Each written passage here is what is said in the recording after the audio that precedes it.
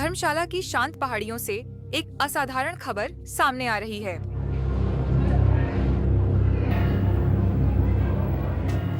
90 साल के होने से कुछ दिन पहले तिब्बती बौद्ध धर्म के आध्यात्मिक चेहरे 14वें दलाई लामा ने एक सवाल का जवाब दिया, जिस जवाब का दुनिया दशकों से इंतजार कर रही थी। जी हाँ, दुनिया के सामने ऐलान हो चुका है कि 15वें दलाई लामा होंगे। हाँ, मौजूदा दलाई लामा की मृत्यु के बाद खोज शुरू होगी, लेकिन ये बात साफ कर दी गई है कि चीन का इसमें बिल्कुल भी कोई हस्तक्षेप नहीं होगा। लेकिन जो बात वास्तव में दुनिया को चौंकाती है वह है उनका यह कहना कि दलाई लामा संस्थान स्वयं जारी रहेगा, जबकि वर्षों से उन्होंने संकेत दिया था कि यह उनके साथ समाप्त हो सकता है।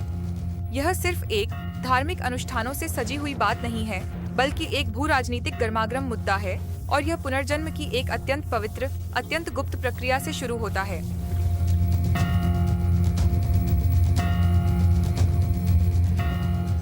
वर्षों से अटकलें लगाई जा रही थीं। क्या दलाई लामा पहले से ही अपने उत्तराधिकारी को नियुक्त करेंगे? क्या वह चीन के बढ़ते प्रभाव को दरकिनार करेंगे?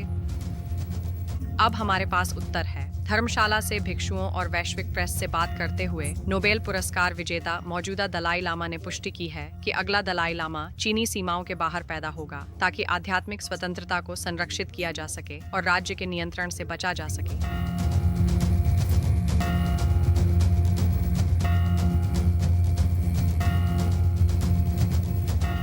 किसी राष्ट्रपति या पोप की तरह दलाई लामा चुने नहीं जाते।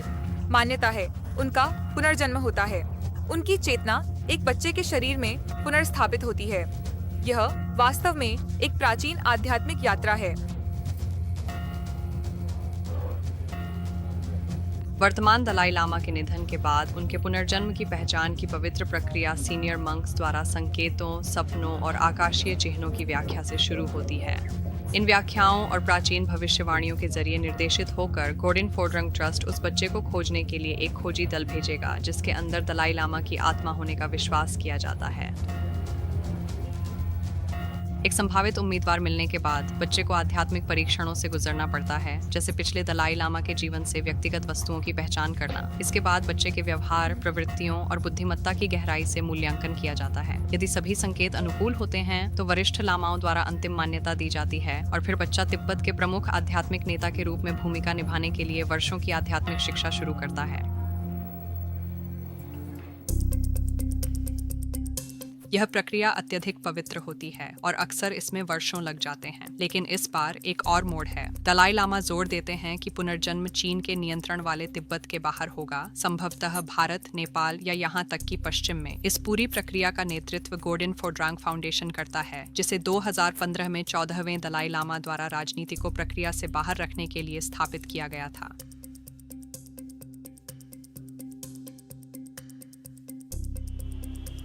पंद्रहवें दलाई लामा का चुनाव केवल एक धार्मिक प्रक्रिया नहीं है, बल्कि एक भू राजनीतिक तरीका है। बीजिंग सदियों पुरानी स्वर्ण कलश अनुष्ठान और कम्युनिस्ट पार्टी के सीधे नियंत्रण का उपयोग कर अगले दलाई लामा को मंजूरी देने का विशेषाधिकार होने का दावा करता है।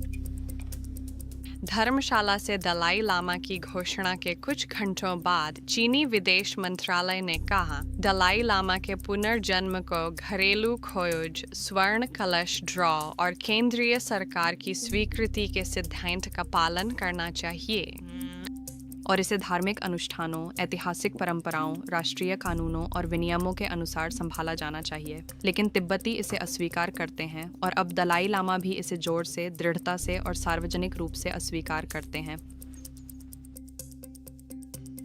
सन 1959 से दलाई लामा तिब्बती समुदाय का नेतृत्व भारत से निर्वासन में कर रहे हैं। चीन के तिब्बत में क्रूर दमन के बाद भागकर जाना पड़ा था। आज 1 लाख से अधिक तिब्बती निर्वासन में रहते हैं, मुख्यतः भारत में। इस बीच अमेरिका में बाइडेन प्रशासन ने चीन को हस्तक्षेप न करने के लिए आग्रह करते हुए बड़े कानून पारित किए हैं। भारत धर्मशाला में तिब्बती निर्वासित सरकार की मेजबानी कर रहा है। यह कहना कोई अतिशयोक्ति नहीं है कि अगला पुनर्जन्म एक वैश्विक राजनयिक खींचतान का कारण बन सकता है।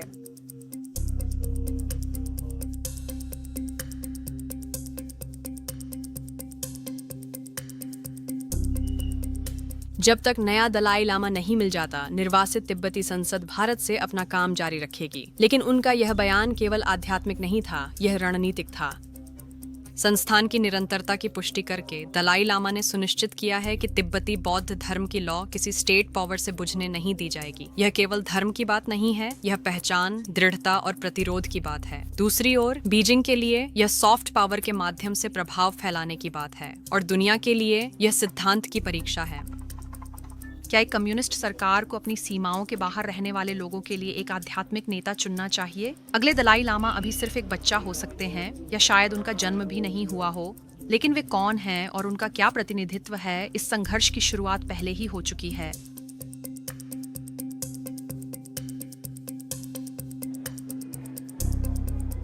सदियों पहले जो एकमात्र आध्यात्मिक यात्रा के रूप में शुरू हुआ था, अब वह सीमाओं, विश्वासों और भविष्य लिखने के अधिकार पर एक युद्ध बन चुका है। यह सिर्फ एक व्यक्ति के पुनर्जन्म की बात नहीं है, बल्कि यह उन लोगों की कहानी है जो दूसरों द्वारा अपना भविष्य लिखने से इनकार करते हैं।